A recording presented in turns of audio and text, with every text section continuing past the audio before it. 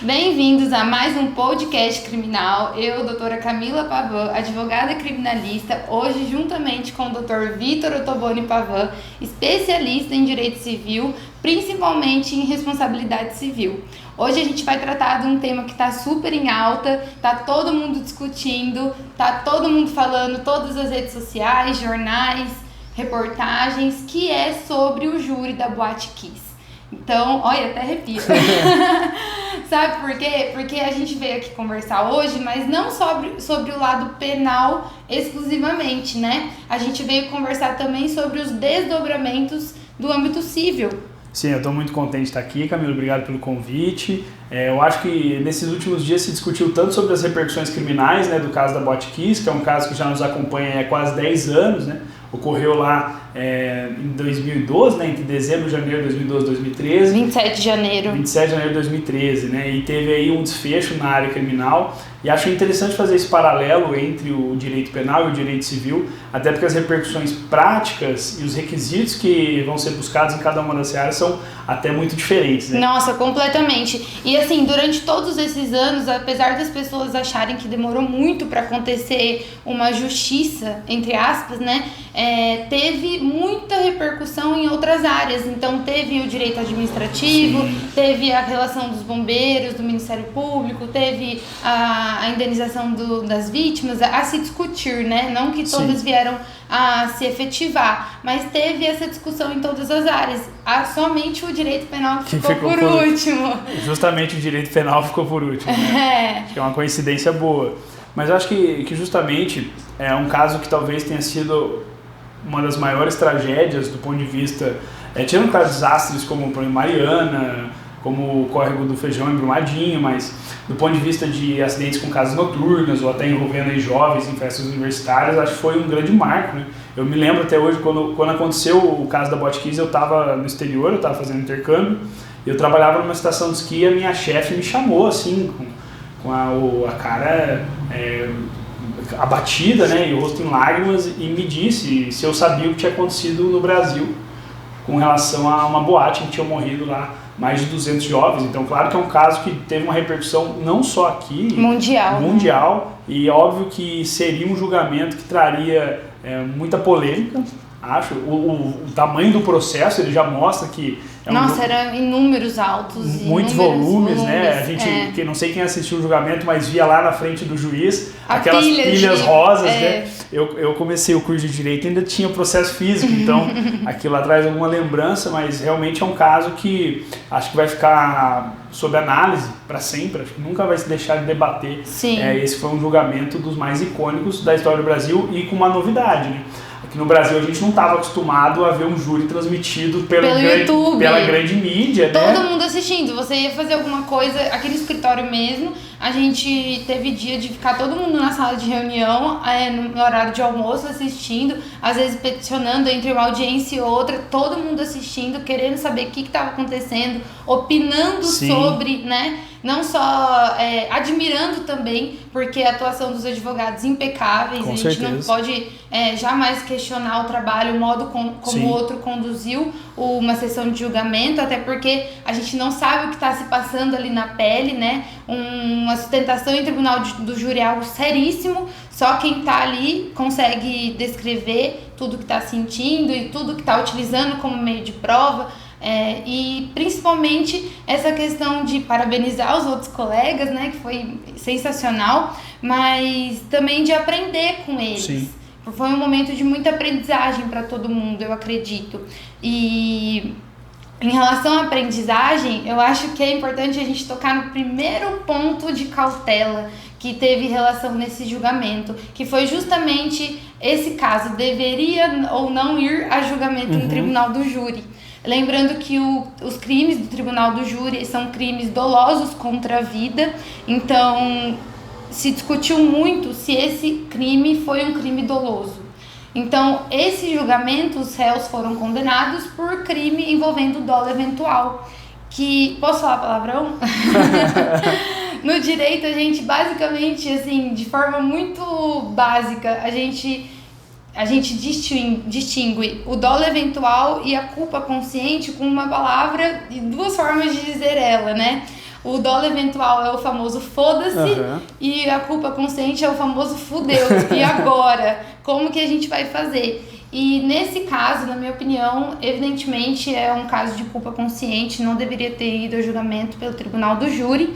Me pesa um pouco ter passado por tantos profissionais capacitados, por tantos recursos e isso não ter sido reconhecido anteriormente, mas isso com certeza foi passado de alguma forma para os jurados. Sim, e é curioso falar porque assim, como a Camila disse, a minha área de atuação, até de estudo, é o direito civil, e no direito civil a gente não tem esse tipo de discussão, se o dolo é eventual ou não, tá? Em regra, para responsabilização, a gente vai tratar de dois conceitos, que é dolo e culpa. E que mais pra frente até vou entrar nisso, mas a gente nem precisaria entrar no caso da Botkiss para responsabilização das pessoas envolvidas no acidente. E aí eu queria entender até, Camila, se puder até me explicar também, porque a Camila domina muito mais direito penal do que eu, com certeza, porque eu me lembro da primeira vez que eu ouvi falar em dolo eventual. Foi o caso da pessoa que dirige embriagada. Né? Então, por exemplo, se a gente fala uma pessoa que dirige embriagada, por que a gente pode falar que no caso da Botkiss é mais adequado falar em culpa consciente do que dolo eventual? O dolo eventual, como eu disse, é uma questão de que a pessoa simplesmente joga aos ventos e ela assume aquele risco e previsibilidade do resultado. Então, sabendo que as pessoas poderiam ser mortas e dane-se se elas seriam mortas, mesmo assim eles foram lá e fizeram. Entendi. Então eles tiveram essa atitude de ir lá fazer, assumindo o risco e o resultado, sabendo do potencial resultado, certo? Sim. A culpa consciente, a gente não assume o resultado. Então, quando a gente vê aqueles acusados dizendo, se eu soubesse que morreria alguém, jamais teria feito. Sim. É justamente nesse momento que a gente distingue. Por que é algo que é muito discutido no direito penal? Porque depende totalmente do subjetivo, sim, da própria pessoa. Então, mas agora ele fala isso, óbvio, né? Olha a repercussão, olha o tanto de vítima que causou. Mas não é só isso. Existem outras vítimas narrando nesse sentido, que já frequentavam a casa, especificamente nesse caso, mas é justamente essa questão do subjetivo do acusado que seria capaz de entrar nessa distinção. Ali, evidentemente, ninguém queria que as pessoas morressem. Sim. Foi uma fatalidade e as próprias pessoas da banda perderam pessoas queridas, os donos da boate, né? Perderam pessoas próximas, então a gente nunca deseja isso para alguém que é muito próximo. É basicamente isso que faz a gente distinguir o dolo eventual da culpa consciente. Se eu fosse falar aqui no direito civil já seria um pouco diferente. Primeiro porque a ideia subjetiva de culpa, ela já não é mais um conceito que a gente adota hoje para fim de responsabilização civil. Desde que a gente teve um pequeno abandono que a gente pode chamar de voluntarismo, ou seja, eu pensava naquele homem como um detentor de vontade absoluta e eu responsabilizava ele pelo mau uso da vontade, da liberdade. Hoje não. A culpa nada mais é do que ir contra o ordenamento jurídico, ou seja, praticar algo que é contrário ao ordenamento de uma forma negligente, imprudente ou imperita. Né? Isso para fins de responsabilização civil, de uma forma muito singela, obviamente, é o que a gente pode denominar de culpa. E aí o elemento subjetivo, como você falou, que é o psicológico, ele se restringiria ao dolo. O dolo é, eu quero fazer isso. Então, por exemplo, o que seria o dolo? Para fins de responsabilização civil, eu emitir uma duplicata sem causa, e aí levar essa duplicata sem causa a protesto de causar um dano moral, por exemplo. Nesse caso eu tenho o nítido caso de dolo, o que não é o caso aí da Botkiss. Por quê? Porque do momento que você fala para mim, e isso para mim ficou claro na instrução, que para fins de responsabilização civil, e voltando, a gente nem precisaria discutir isso na responsabilidade civil. Sim, né? A gente tem da lei aqui, se a gente fosse tratar disso, nítido, para mim as provas deixaram bem claro que a gente não poderia jamais falar em dolo do ponto de vista da responsabilidade civil. A gente poderia falar sim de culpa, a gente poderia falar aí de uma negligência, a gente poderia falar talvez até de uma imprudência. De uma imprudência pelo fato de ter levado fogo e ter feito um ato, independente de ter, por exemplo, digamos que a casa não tivesse revestimento de espuma e ainda assim os fogos de artifício causassem algum tipo de incêndio, porque poderia ter, por exemplo, um gesso acartonado, alguma coisa que também pegasse fogo ali em cima, né? E aí, mesmo assim, a gente poderia estar falando de imprudência, mas dolo, para o ponto de vista de direito civil ali, nenhum dos acusados, dos 4 réus que sentaram no banco do júri, seriam responsabilizados, né? Então, do ponto de vista de direito penal, o que me chamou a atenção ali foi justamente isso, que para mim, dentro do conhecimento que eu tenho, que não é a minha área principal, mas se eu for fazer um comparativo com o direito civil, para mim ficou muito claro que falta o elemento subjetivo de eu queria provocar isso. Ou eu sabia que era muito provável que isso acontecesse. E aí, por isso que me parece que diferencia do caso, por exemplo, da pessoa que dirige embriagada, porque qual que é o percentual de mortes causadas por motoristas embriagados no país? Vamos dizer assim, é uma coisa que você sabe que é muito provável que possa acontecer. Isso, exatamente. Outra coisa que me chamou bastante atenção é na ausência de distinção ali entre um réu e outro. Então, o Ministério Público fez simplesmente uma acusação que eu considero genérica.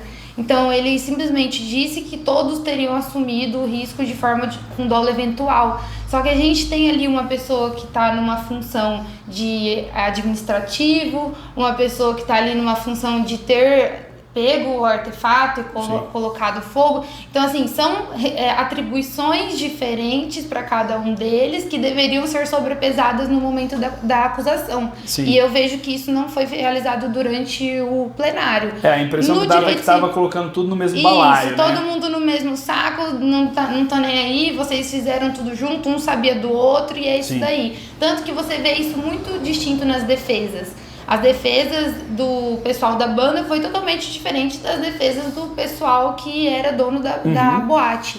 Então, isso no direito civil também tem um peso ou não? Assim, no direito civil, sim, teria um peso se a gente fosse analisar a conduta deles. Acontece usar uma palavra que, para mim, é a mais importante nesse caso, chama risco. Porque no direito civil, a responsabilização pelos danos provocados pelo acidente ou pelo incêndio da Botkiss, ela passa pela análise da existência de risco do negócio, né? Vamos fazer uma recapitulação rápida. A responsabilidade civil se baseava até o início dos anos 1900 na culpa exclusivamente. Eu precisaria de uma ação subjetiva, de você usar mal a sua liberdade para ser responsabilizado. Só que aí começou a ter uma coisa que mudou essa percepção, foram acidentes em linhas férreas, acidentes com veículos automotores, acidentes de trabalho, e aí percebeu-se que a culpa ela era como que um obstáculo que a vítima tinha que transpor para provar que a pessoa causou um dano a ela, agiu de forma culposa e que dificultava muito a reparação. E aí desenvolveu-se o elemento risco. Então nesse caso, na verdade, a gente nem chegaria a discutir a atuação de cada um. A gente pararia no seguinte, existe uma pessoa jurídica chamada Botkiss Limitada, por exemplo, e essa pessoa jurídica empreende ali, realiza um negócio com atividade lucrativa. E aí nós temos que o artigo 927, parágrafo único do Código Civil, e mais o Código de Defesa do Consumidor, que é aplicável ali naquela situação, prevê uma responsabilização que é puramente objetiva. Quando a gente fala em objetivo, eu não estou falando da pessoa, da intenção, da psicologia ou de qualquer outro elemento volitivo. Eu estou falando nada mais, nada menos do que assim, eu tenho um negócio, o meu negócio tem certos riscos e eu respondo por esses riscos. Sim. O que aconteceria nesse caso é que no primeiro momento, em relação às vítimas, essa responsabilização ocorreria por qualquer um dos envolvidos, seja Botkiss, seja lá a banda gurizada fandangueira, né? Eu não sei como que era a organização deles como pessoa jurídica, se existia ou não, ou se seriam todos como pessoa física, mas eles responderiam independentemente da análise desse elemento. Certo. O que aconteceria depois é que, entre eles teriam que discutir efetivamente de quem foi a culpa. Como se fosse uma ação regressa. Uma ação regressiva, exato. O que o sistema de responsabilidade civil fala? Vítima, eu vou te acolher. Eu vou pegar e vou te dar... Depois eu discuto quem que é o responsável, quem que paga o quê, mas o mais importante é a reparação da vítima. Vamos primeiro reparar os seus danos, que é o mais importante. Depois discutir quem de fato foi o responsável nessa relação, a gente discute. É igual quando eu compro... Claro que eu não estou comparando aqui a importância do bem jurídico envolvido, sim, mas claro. É uma situação só análoga. Mas é igual quando eu compro algum eletrônico, por exemplo, em uma loja, e aí ele apresenta defeito. Qual a defesa do consumidor fala que respondem o comerciante, o fabricante, o importador, todo mundo. Contra quem o consumidor entrar, ele vai ser reparado. Ele escolhe por quem ele quer. Porque eu estou colocando pessoas, porque se o comerciante não tiver bens para ressarcir, o importador vai ter, o fabricante vai ter. Eu estou falando pessoas de maior potencial econômico para garantir que aquele dano seja ressarcido. Eu acho interessante até entrar nessa discussão, porque em algumas vítimas relataram, e assim, de forma indignadas com a situação, e muito do que elas diziam era sobre não terem sido auxiliadas de forma econômica. Então, eu tinha que comprar tal remédio, quem me ajudou foi o postinho tal, porque fez um convênio, não lembro agora os nomes, mas a associação conseguiu pra mim, né? Tudo era a associação conseguiu pra mim. Em momento algum, os réus vieram e tentaram me ajudar nesse sentido. Então, como que a gente pode... por exemplo, os réus, eles deveriam ser provocados nesse sentido, e então o judiciário deliberar, até porque são muitas vítimas, são 242 mortes e 600 vítimas ao todo, então a gente teria que esperar a provocação como réu, estou dizendo como réu, esperar a provocação do judiciário ou já tomar a iniciativa e ir atrás de reparar essas vítimas. Eu acho que conversa muito com a questão do julgamento criminal, né? Porque me parece que no ponto de vista estratégico, se a gente não fosse pensar no criminal, civilmente o mais interessante já era buscar essas vítimas para tentar reparar os danos materiais, porque não há ali como escapar de uma responsabilização. Sim. É muito difícil. O que pode depois é quem arcou com isso discutir com outras pessoas se ele que tinha que arcar mesmo, mas a boate, a banda lá, eles teriam que arcar com isso. Me parece que talvez fosse um receio de assumindo uma responsabilidade civil, isso respingar no criminal como uma assim, não, realmente a culpa é nossa. O que no direito civil, se a gente pensar, por exemplo, a gente tem no Código Civil a figura da transação, que é o acordo. Se eu faço um acordo com a pessoa e falo, vou te pagar isso, né? Você não pode depois reclamar mais do que aquilo se você já tinha certeza de todos os danos que você tinha naquele momento. Quitou tudo ali, tá tudo certo. Exato. Agora, a questão primeiro, que nesse caso, me parece que houve, de certa forma, uma estratégia, não tenho essa informação se houve uma reparação, mas pelos depoimentos que a gente tem, não houve essa procura a maioria dos depoimentos dizem que eles foram reparados pela própria associação, pelos postinhos ali em torno da cidade. Que houve uma solidariedade, mas quem era efetivamente responsável do ponto de vista civil não foi atrás. Isso. Mas sim, me parece que uma atuação proativa, ela sempre demonstra uma vontade de reparar um dano que foi causado a alguém, e isso seja principalmente para a quantificação de um possível dano moral. Até porque o dano ali é inegável. Não tem nem o que discutir, né? Assim, do ponto de vista de indenizações materiais, os tratamentos de saúde, isso está amparado totalmente no Código de Defesa do Consumidor, que garante a integral reparação de todos os danos patrimoniais e extrapatrimoniais das vítimas, e também o Código Civil, que traz lá que quando de uma ofensa ocorrer dano à saúde, é o artigo 949 ou 950 do Código Civil, ou incapacidade para o trabalho, o ofensor tem a obrigação de pagar o tratamento até que se convaleça a pessoa que sofreu aquela lesão à saúde e garantir o sustento dela enquanto ela não puder trabalhar. Então tinham essas obrigações. O que a gente percebe nesse caso é que uma tragédia dessa magnitude, ela com certeza geraria um valor a ser indenizado. Ela espanta, né? Que do momento que, vamos dizer assim, para quem choca e para quem talvez se veja na situação de ter que arcar com isso, fala, bom, mas se eu pagar para vão vir mais 250. Então se eu pagar R$1.000 para são R$250 só de medicamento, vamos dizer assim. Sim. Fora dano moral, fora outras indenizações são cabíveis. Então, isso, até entrar nesse ponto agora, porque quando sai a sentença da condenação, a gente vê o juiz fazendo a dosimetria de pena. E ele utiliza as circunstâncias do artigo 59 do Código Penal e tudo mais, as qualificadoras, e ele consegue quantificar a pena considerando alguns requisitos que estão previstos em lei. No âmbito civil, como quantificar essa indenização? Isso talvez seja a pergunta do milhão, né? Porque assim, realmente, você pensar no que se indeniza num caso desse. Dano material não tem grande dificuldade, sempre falo isso. Por exemplo, se essa estátua aqui eu quebrar, a gente sabe qual que é o valor dela, eu sei que eu vou pagar ou comprar uma igual, não tem grande dificuldade. Agora, se eu, por exemplo, num acidente como esse, você tem uma queimadura grave na face e acaba tendo seu rosto desfigurado, quanto que vale a sua autoestima? Quanto que vale a tua estima perante terceiros? Sim. É uma coisa que é inquantificável. O que a gente tem hoje? Hoje se aplica um método chamado bifásico, e que ele parte de valores historicamente atribuídos pelo tribunal àquele tipo de lesão, e a partir disso, desse valor base, que é muito parecido com a dosimetria da pena penal, você tem circunstâncias atenuantes e agravantes que podem aumentar ou diminuir esse valor. Eu tenho certas críticas quanto a esse método, porque ele acaba cometendo injustiças em certos momentos, e principalmente porque algumas indenizações historicamente foram muito baixas, e hoje nós temos, muito altas. Nós temos, por exemplo, indenizações para negativação de Serasa de pessoa jurídica aqui no Tribunal de Justiça do Paraná de R$20 mil e pessoa que perde um dedo ganhando 5. Então, o que vale mais? Você ficar um mês no Serasa e sair ou perder o seu dedo definitivamente? Então, essa quantificação é difícil. E aí tem um segundo ponto, né? Imagina só, você indenizando, por exemplo, perda da vida, né?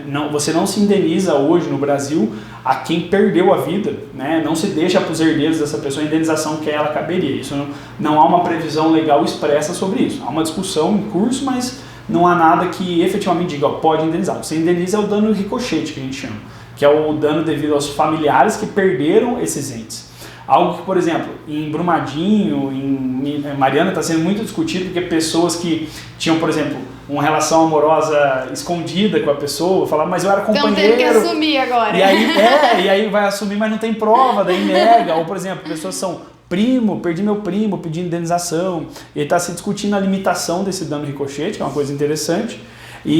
Mas assim, não há essa indenização. Então, quanto que vale você perder um parente, né? Aqui hoje no TJ do Paraná, a gente fez um estudo recente na Comissão de Responsabilidade Civil aqui do Estado, inclusive vai ser divulgado em breve, e que se tem visto aí uma média de indenizações para perda de parentes próximos, de filho, de mãe, de pai, perto de R$100 mil. Então a gente está falando aí... Por vítima. Por vítima. Então, por vítima a gente está falando que não a vítima que morreu, a vítima do dano ricochete, que é pai, mãe e filho. Então, se uma pessoa e 3 entram, uma pessoa morreu, 3 entram com a ação, estamos falando de 300 mil. Tem dado essa média. É claro que num caso desse eu acredito que o tribunal vai acabar reduzindo um pouco, mas vamos dizer aí que uns 150, 180 mil daria mais ou menos. Só pra gente esclarecer, isso tudo em decorrente da perda que a pessoa teve, até porque cada um teve a perda dentro de si, apesar de ser a mesma pessoa que faleceu. Isso, exatamente, porque o dano é de perder um ente. Então, eu perdi meu filho, eu perdi meu irmão, eu perdi meu neto. São danos diferentes. E aí o que o tribunal está começando a discutir é até onde vai essa responsabilização, porque todo mundo sofre ao perder um parente. E aí eles têm usado alguns critérios que, por exemplo, de dependência econômica, de qual que é o impacto efetivo da perda na vida. Mas no caso da Botkiss é interessante porque eu vejo assim, a responsabilidade civil ele tem um desafio muito grande, que é indenizar todo mundo. Só que para indenizar todo mundo, talvez você não consiga, porque eu não sei se a Botkiss vai ter lá 25, 30 milhões de reais para indenizar todo mundo, que seria isso. Exatamente. Você acha que a gurizada fandangueira vai ter 25 milhões de reais para indenizar? Os meninos, a gente fala meninos porque o júri inteiro a gente ouviu os guris. Os guris da banda, a gente teve relatos ali de que numa noite sobrava R$50 para cada um. Sim. Então, assim, são pessoas que a gente vê que são muito humildes. Alguns advogados fizeram pro bono, que a gente sabe, nesse caso. Então, assim, óbvio que eles não teriam as condições de ressarcir as vítimas. Eu acho que nesse momento tem que ter um pouco de compreensão também nesse sentido. Sim, é muito duro. Eu acho que assim, nesse momento a gente começa a pensar coisas como exigir seguros obrigatórios, né? No caso de uma pessoa que tem uma casa noturna, exigir dele um seguro obrigatório, porque nesse caso você teria uma seguradora. Uma seguradora por trás disso. Eu acho que essas são medidas que a gente discute hoje na responsabilidade civil que são importantes. Ou, por exemplo, tem fundos de reparo ao direito do consumidor, por exemplo. Até porque é algo que pode acontecer, né? E aí a gente entra na questão também de que não houve dolo. Exato. É algo que pode acontecer. Eu acho que isso acaba voltando para essa situação. Se fosse uma coisa assim tão provável, você acha que um dono de um empreendimento que sabe que algo dessa magnitude pode acontecer, ele não teria contratado um seguro? Com certeza. Né? E talvez até teria saído do ramo, né? Porque qual que é o sentido da pessoa arriscar tudo ali num ramo que talvez dê pouco retorno financeiro e que pode acontecer uma tragédia dessa magnitude e ele ter que reparar todo mundo, ter que ainda ser condenado numa ação criminal? Não faz sentido. E se dizem que você só aprende dando no bolso, eu acho que o caso da Botkiss, ele é um caso que dá pra gente dizer que a responsabilidade civil levaria a pessoa a ficar só com o que é o mínimo que ela tem para sobreviver. Restaria para ela, no máximo, um salário que ela tem e a casa onde ela mora, porque é impenhorável, né? A Lei 8.009, ela protege a tua residência, A reparação dos danos seria no limite do patrimônio deles. Isso. E só ficaria com base. Exato. A gente primeiro teria que ir na Botkiss, que é uma pessoa jurídica, né? E aí teria que primeiro responsabilizar o patrimônio dela e aí, após isso, buscar a reparação nos sócios, pessoas físicas. Você falou agora de ir na pessoa jurídica, eu lembrei de algo que eu tinha lembrado antes. Nesse caso, a pessoa jurídica responde, a gente está falando de uma reparação civil. Civil, é. A pessoa jurídica não comete crime de homicídio. Exatamente. A pessoa jurídica não comete crime de homicídio. Por isso que os acusados são os sócios, os investidores e as pessoas da banda. A gente tem outros casos de crimes ambientais que a pessoa jurídica responde, mas o de homicídio ele é diferente nesse sentido. Sim. Então, por isso que se discute tanto a questão de quem realmente teve a ação para que tudo isso ocorresse, quem que contribuiu para o fato danoso. O que aconteceria agora, por exemplo, condenando-se criminalmente os sócios da Botkiss, o produtor da banda, né? E o outro era o vocalista? O vocalista. São os 4 réus, né? Isso, os 2 sócios. No momento que a gente tem a condenação criminal, o Código de Processo Penal, ele tem uma situação interessante que ele permite ao juiz já fixar uma reparação mínima dos danos civis causados. Isso. E aí, quem foi ofendido poderia já partir para essa reparação no âmbito civil, como se fosse um cumprimento de sentença. Mas assim, aí eu já poderia ir direto contra a pessoa física, porque uma vez caracterizado no criminal que ele agiu com dolo, eu não tenho nem que discutir no direito civil. Se caracterizou no criminal culpa ou dolo, é muito difícil no direito civil eu ter uma alteração, por isso que o Código Civil até diz que nesse caso, reconhecido a culpa ou dolo criminal, fica reconhecida a responsabilidade civil, cabendo só a liquidação dos danos. E nesse caso de ser o valor indenizatório, que a gente fala de valor mínimo indenizatório, ser fixado em sentença criminal, mesmo assim poderia a parte ingressar com uma ação de reparação civil, porque as áreas são independentes uma das outras. Independentes em termos, porque quando a sentença criminal condenatória ela fixa a existência de conduta culposa ou dolosa, no âmbito civil ela significa dizer que ele também agiu com culpa ou dolo. Então, a produção de provas seria utilizada. Sim, até por isso que há uma interdependência nesse caso. O inverso não acontece. Se eu tenho uma condenação culposa civil, isso não significa que o homicídio é culposo no criminal. Isso me leva a um ponto que assim, é fundamental a gente discutir aqui. Nem tudo que é imoral é ilegal, é ilícito. Então, assim, a gente tem que tomar muito cuidado quando a gente quer uma condenação a todo custo para se sentir que foi feita a justiça. Exato. Né? E eu acho que esse caso, a mídia vem trazendo isso há tanto tempo que impregnou na cabeça das pessoas, não é possível? Sim. E não, às vezes a gente tem que parar para pensar que o direito penal ele é a última medida a ser utilizada, certo? E essas pessoas que hoje foram condenadas, agora saiu uma decisão de que elas não vão poder recorrer em liberdade pelo STF. Então, a gente tem que parar para pensar até onde vale a pena para se fazer justiça.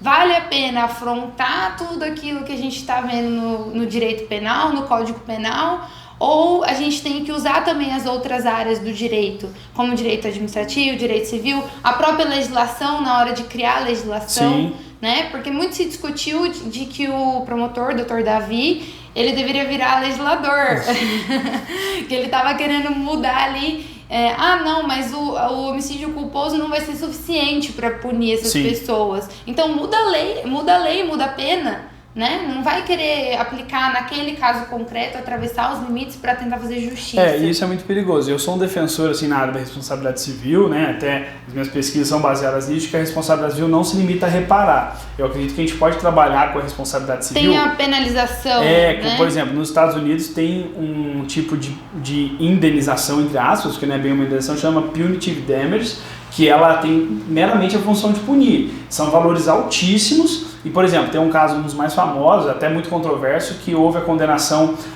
de uma química do grupo da Monsanto, que produz o glifosato, né? Que é aquele defensivo agrícola, que causou câncer de um jardineiro, porque nos Estados Unidos o glifosato é vendido em prateleira. Você vai no mercado, você compra glifosato. Então é um veneno. A própria Monsanto respondeu anos e anos. E esse, por exemplo, você tem noção, esse processo chegou a quase $1 bilhão de condenação. Sim. O rapaz teve um câncer assim, irreversível, ele estava muito mal já, acho que ele chegou até a falecer, e aí o valor dos punitive damages, e punitive damages você avalia olha que curioso, você avalia a conduta subjetiva da empresa, dos diretores da empresa, ela foi negligente. As pessoas que estão envolvidas ali na tomada de decisões. Porque ele se aproxima do direito penal. Então, quando você vai aplicar uma punição civil através da responsabilidade civil nos Estados Unidos, a gente fala de uma negligência grave. E talvez tenha mais efetividade do que muito colocar mais pessoas na cadeia. Eu penso isso, vamos assim, a gente viu ali, são 4 pessoas que estiveram envolvidas numa conduta criminosa. Sim. A gente não tem dúvida da tipicidade da conduta, que ela é criminosa. Sim. É quanto ao enquadramento penal dela. Isso, exatamente. Mas são pessoas que até aquele dia estavam tocando suas vidas, gerando emprego, com negócios, e esse é um problema até do direito penal brasileiro, porque eu acho que ele está se expandindo tanto. A gente vê que a gente tem superlotação em cadeia, a gente tem algumas situações que parece que a gente está criando um direito penal que quer abarcar tudo e todos e fazer justiça a qualquer custo. E nesse ponto eu acho que a responsabilidade civil seria mais efetiva, porque a gente está mais ou menos assim, regredindo ao direito romano quando a gente teve a separação da pena corporal da pena civil. Olho por olho, dente por dente. Porque quando que surgiu a responsabilidade civil como a gente tem hoje, vamos dizer assim, né? A sementinha dela. A gente tinha no direito, eu não sei se vocês já viram, o Mercador de Veneza. O Mercador de Veneza é uma história de Shakespeare em que há um empréstimo de um mercador para um judeu, Shylock, né? E ele cobra uma libra de carne, mas no contrato diz que o Shylock só pode tirar uma libra de carne sem sangrar. Tirar uma gota de sangue. Ele não pode tirar uma gota de sangue, né? Essa é a interpretação que dá-se lá no julgamento final. E aquele momento, se você não pagasse uma dívida, você perdia um membro. Aí vem a Lex Aquila, né, que é uma lei romana que separou isso e falou, não, peraí, eu não posso tirar um membro seu porque você não pagou uma dívida, eu vou te condenar a pagar em dinheiro. Proporcional, a gente está falando de proporcionalidade. Então aqui eu acho que é o seguinte, ocorreu uma coisa muito horrível, uma tragédia, morreu muita gente, é triste, né? Olha a repercussão que teve, né? Sim. Eu estava numa cidadezinha de 2.000 habitantes nos Estados Unidos e a pessoa estava chorando sabendo dessa notícia no Brasil. Sim. Mas me parece que essa condenação ela caminha muito mais no sentido, vamos dizer assim, de dizer, olha gente, isso aqui é muito grave o que aconteceu, a gente precisa dar uma resposta, só que uma resposta no campo errado. Eu acho que uma multa... A gente precisa dar uma resposta para a sociedade, não para aquelas 4 pessoas. Exato. Entende? Então assim, a gente ainda vê o mesmo negocinho lá de acender fogo funcionando nas boates de Santa Maria. Sim. A gente vê aqui em Maringá. A gente vê em todo lugar. Eu até fiquei indignada que teve uma festa esses tempos aqui e saía a fogo uns negócios desse tamanho, assim, ó, do lado do palco. Eu falei, gente do céu, se vira na pessoa, se Sim. vira pro público, isso aqui já era. É todo mundo queimado. Então, assim, não serviu de nada, vamos dizer, para fiscalização, para mudança da legislação. E esse é um ponto importante, porque até no julgamento eu acompanhei também a maioria dos dias do júri, assim, como você falou, tava todo mundo assistindo, eu também deixava ligado no computador lá. Uma coisa me chamou muita atenção, que é o seguinte, várias testemunhas falaram, a boate sempre foi daquele jeito, a configuração da boate sempre foi daquele jeito. Teve vistoria do Ministério Público, teve vistoria dos bombeiros. Teve alvará. Teve alvará. E o Estado nisso, né? Isso me chamou a atenção porque me parece que não se pode falar numa culpa exclusiva do Estado. Jamais. Ali, né? Jamais. É óbvio que teve, volto a dizer, houve sim uma conduta negligente, mas eu imprudente. Entendo que quando somam pequenas culpas, a gente tem um transtorno maior. E não só isso, você teria mais possibilidade de alcançar pessoas passíveis de indenizar as vítimas. Também. Então, assim, me parece ali que houve, por exemplo, esse ponto que sequer foi levado em consideração, né? Na sentença, ao contrário, quiseram muito mais dizer que eles foram assim, colocaram a espuma como se eles estivessem falando, se pegar fogo, como se fosse só a espuma que tivesse causado tudo aquilo. E pelo que eu vi na instrução, né, claro que a gente não estudou as 13.000 páginas do processo. A gente tá falando que a gente viu no julgamento, uma semana de julgamento. Mas assim, pelo que eu vi de alguns depoimentos lá, houveram vistorias do Ministério Público, houve vistoria dos bombeiros, e por mais que existisse aquela espuma, que ela talvez não fosse adequada para aquilo, e que combinava sim com um lança-chamas ali, né, alguma coisa nesse sentido, um artefato que fosse de fogo, tipo fogos de artifício, ela acabou inflamando, houve algum tipo de, vamos dizer assim, o Estado veio e falou, não, você pode funcionar, tá tudo certo. E aí a gente se pergunta, é claro que o Estado ele tem uma estrutura limitada, Sim.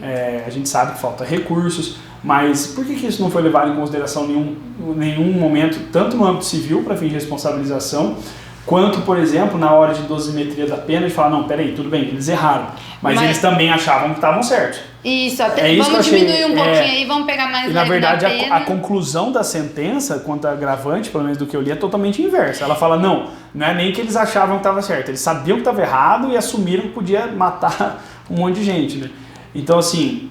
eu até abri a sentença Sim. aqui, porque ela considera, das circunstâncias judiciais do artigo 59, até o motivo do crime ele coloca como desfavorável. Então aqui começa no... Mas aí o motivo do crime seria, por exemplo, o intuito lucrativo? Isso. De que foi para economizar dinheiro. Ah, entendi. E aí manter o lucro. Por exemplo, até na responsabilidade de hoje a gente tem uma discussão dessa, né? Por exemplo, na questão lá de Mariana, disse que existia um cálculo, que eles fizeram uma projeção que se a barragem desabasse, o que causaria de danos ainda seria mais barato que fazer o outro modelo de barragem que era mais seguro. Então, para eles compensava. Então, né? tem essa discussão se você condena não só a indenizar, porque eles ainda estariam ganhando, hipoteticamente, se isso aconteceu mesmo, você condenaria eles também a pagar o que eles economizaram. Sim. Seria uma forma de você tirar deles... Educar. E não só isso, você impedir que eles lucrassem com o ilícito. Né? Então, por isso que eu acho que a responsabilidade civil ela se aproxima da penal, e eu defendo essa expansão das funções da responsabilidade civil, porque eu acredito que a gente tem aí um campo muito mais fértil de preocupação das pessoas, e o direito penal vai ficar realmente para algo que seja a última ratio. Isso. Que é o que a gente aprende na faculdade, desde o segundo ano que a gente começa a ter direito penal. A última medida a ser utilizada. Que a última medida a ser utilizada é o direito penal. Quando nenhum dos outros campos Exatamente. dá conta e consegue e pode, aí vem o direito Camila, penal. E é pra isso que ele serve. Imagina se a gente saísse colocando na cadeia todos os casos de emissão, por exemplo, de duplicata sem causa que a gente tem no comércio. E não fosse para a área da responsabilidade civil. Porque o cara que emite uma duplicata falsa de R$2.000, se você condena ele a pagar dano moral de 10, por exemplo, eu acho que é um valor bem razoável para um caso desse, qual que é o incentivo econômico que ele tem para fazer isso? E sabe uma questão também? Desmoraliza os outros crimes. Por exemplo, hoje a gente tem crimes de menor potencial ofensivo que já são aplicados diversos benefícios. Então, suspensão condicional do processo, a gente tem o acordo de não persecução penal agora, tem a transação penal, então algumas coisas de juizado especial. Mas também alguns crimes que não são de juizado especial e que acabam por conta da delonga, da demora, da demanda que as delegacias têm, eles acabam sendo deixados de lado. Então a delegacia ela vem, ela só vai cuidar de homicídio, de lesão corporal gravíssima, de roubo mais grave, latrocínio, mas lá um estelionato, vamos deixar esse cara aí, vamos deixar. Por quê? Porque justamente isso, o direito penal ele vem tendo que dar conta de tanta coisa que ele já não dá conta de tudo que é dele. Exato. O próprio direito penal. Voltando aqui só na sentença, o juiz ele exasperou na primeira fase. Então, a culpabilidade dos agentes, os motivos do crime, as consequências do crime, as circunstâncias e colocou uma defraudação da confiança em razão dos comportamentos da própria vítima. Ah, sim. Então, assim, foram diversas circunstâncias que foram analisadas e que levaram a uma pena que a gente considera relativamente alta. Sim. E que fez, então, com que ele decretasse a prisão ali no próprio ato da aprovação da sentença. Justamente por conta da inovação do pacote anticrime, a pena acima de 15 anos, que foi o que o Dr. Jader conseguiu derrubar ali por alguns momentos, né? Alguns que dias. O Tribunal de Justiça do Rio Grande do Sul concedeu habeas corpus. Uma liminar em habeas corpus. Para que eles não fossem presos imediatamente ao fim do júri, né? Isso, era um habeas corpus preventivo. Ele já considerando, até vi alguns relatos dele no Instagram depois, que ele foi um start. Ele falou assim, não, meu Deus, daqui eles não podem sair presos, vai ser muito... vai ser um bolo numa bandeja para essa mídia, não pode acontecer. E aí foi isso que ele fez, ele colocou um habeas corpus preventivo, conseguiu ali a liminar, vai para julgamento na quinta-feira, mas já foi derrubado no STF por um recurso do Dr. Davi. Então, assim, a gente tem aqui uma pena que foram considerados diversos fatores que poderiam ser considerados até mesmo numa reparação. Sim. Vamos lá, a quantificação do dano moral, ela leva em conta, sim, de certa forma, a conduta da parte, né? Inclusive, e aí tem uma coisa interessante que eu lembrei, você me perguntou se as vítimas deveriam ter procurado também o auxílio, né? Tem um princípio, na boa-fé objetiva, ela atua dentro da responsabilidade civil no princípio que a gente chama duty to mitigate the loss, que é o dever de mitigar o seu próprio dano. Olha, se eu estou tendo um prejuízo e eu posso agir de alguma forma para reduzir ele, eu tenho que agir. Então, por exemplo, se eu tive alguma consequência pós lá o incêndio e eu preciso de um medicamento e eu não tomo esse medicamento, eu não tomo, eu deixo de tomar e isso agrava a minha condição. Agrava a condição. Eu não posso responsabilizar, por exemplo, a boate pelo esse agravamento que eu mesmo provoquei. Agora, se eu vou atrás e falo, gente, estou precisando desse medicamento, não tem recurso, e intenta lá uma demanda contra eles, lá, os responsáveis, não consegue. Eu vou contra o Estado, então, porque o Estado vai ter que me fornecer. Enfim, se ela age proativamente tentando reduzir isso é um sinal que ajuda ela a ter uma indenização que vai alcançar um efeito mais prolongado.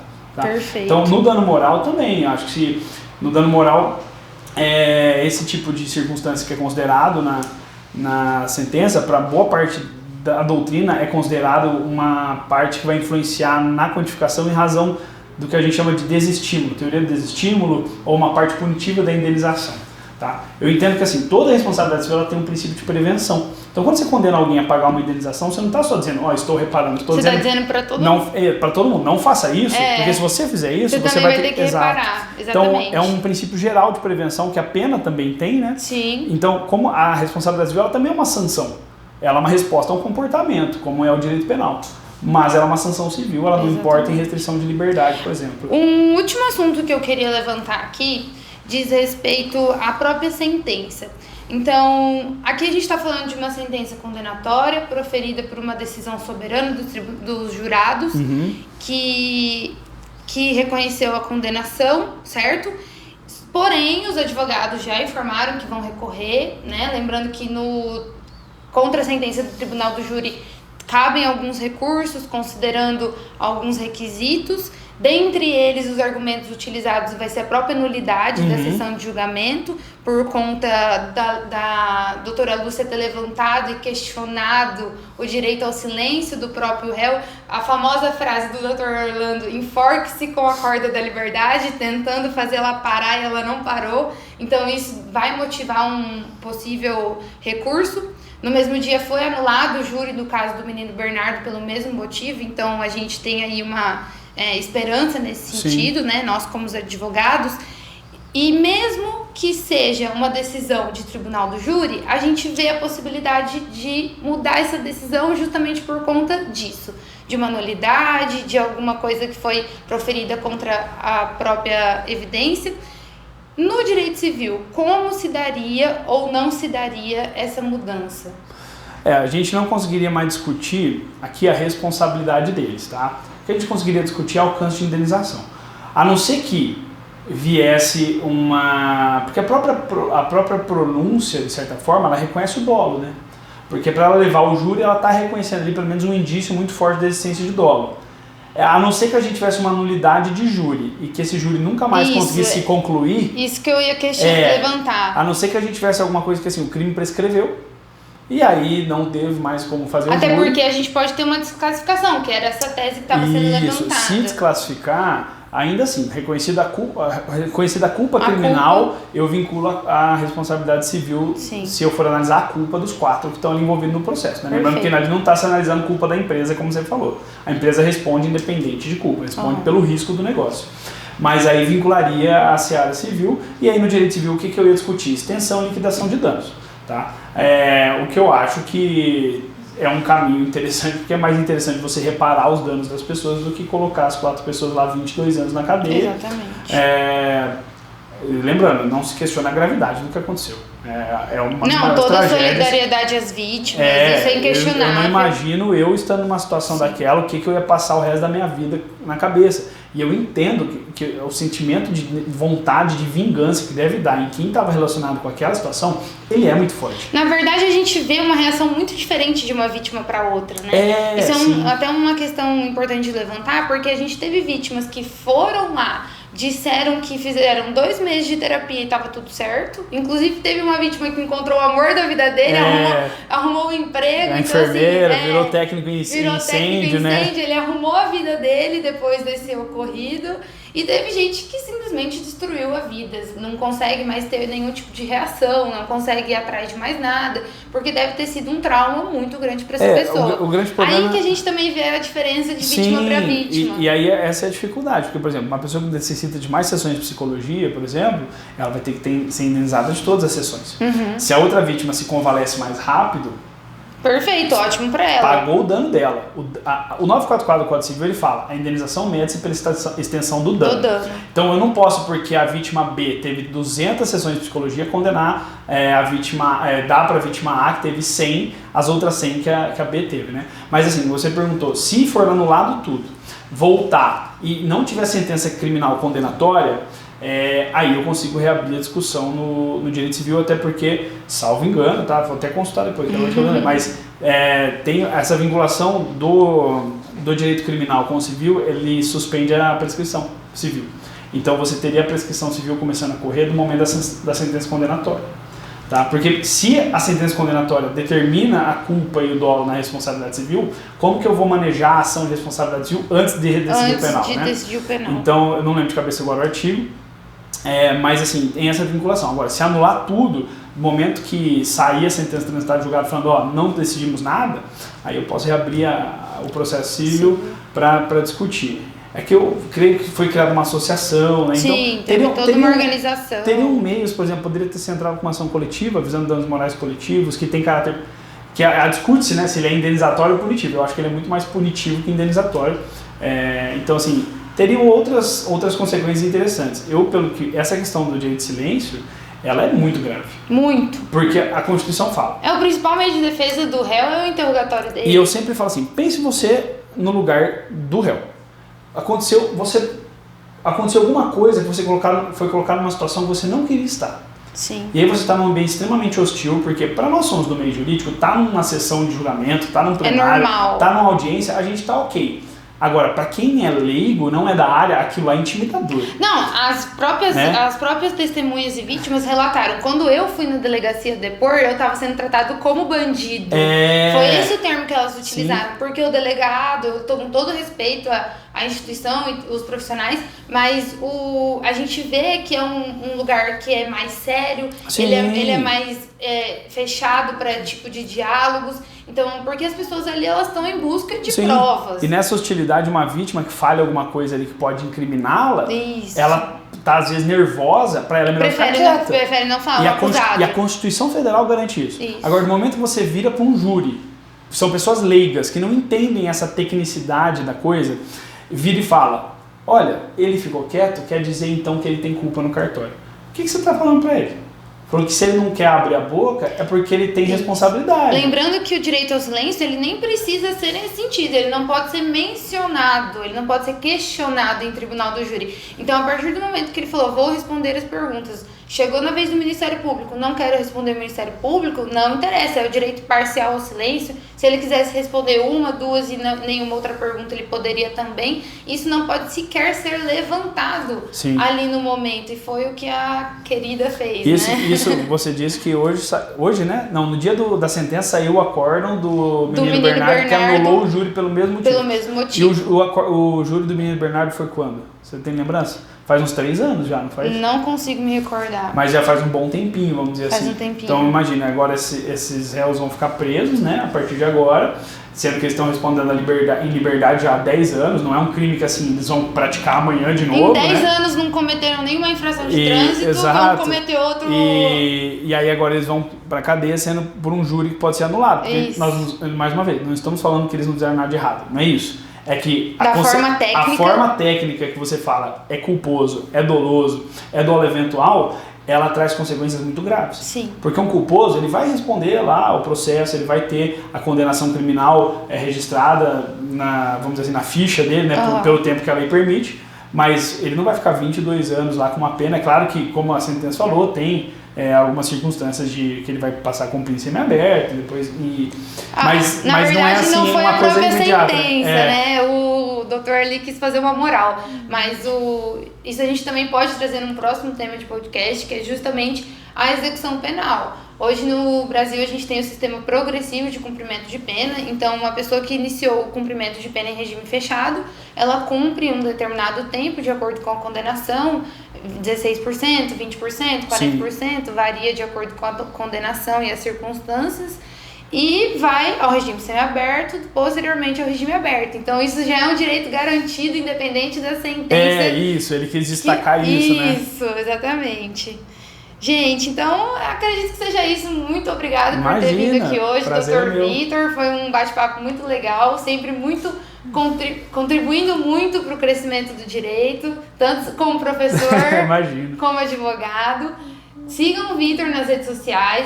Quer deixar seu Instagram? É @VitorOpavan. Obrigado, Camila, pela oportunidade, né? Parabéns pela iniciativa. Acho que você levar conhecimento jurídico à classe e também para quem é leigo de uma forma acessível é algo digno de muito louvor, né? Uma iniciativa muito bacana, e eu fico à disposição, se precisar bater papo, é o que a gente mais gosta. É o que a gente mais gosta, então vou chamar. Obrigado e parabéns aí pela iniciativa. Muito obrigada. Sigam o nosso canal, continuem nos acompanhando e até a próxima.